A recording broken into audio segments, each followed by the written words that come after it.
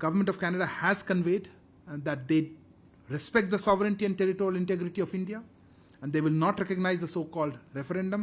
We find it deeply objectionable that politically motivated exercises by extremist elements are allowed to take place in a friendly country. And we will continue to press the Government of Canada in this matter. India has, of course, raised concerns again about the second phase of the Khalistan vote that's going to take place in Canada on the 6th. And the Canadian envoys are very clear that Canada doesn't recognize these things. It's a private affair, free speech.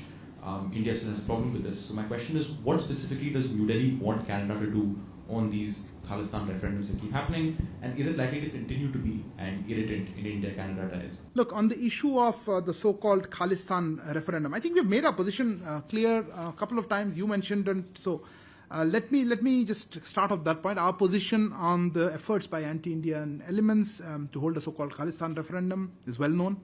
It has been conveyed to the Canadian government, both in New Delhi and in Canada.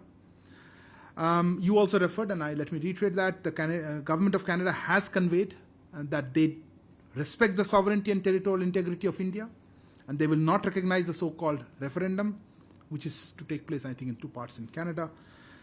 The Canadian High Commissioner here and their Deputy Foreign Minister, I think, reiterated this perspective earlier this week in separate statements. However, let me also reiterate what we said last time, which is that we find it deeply objectionable that politically motivated exercises by extremist elements are allowed to take place in a friendly country. And you are all aware of the history of violence in this regard. And we will continue to press the Government of Canada in this matter.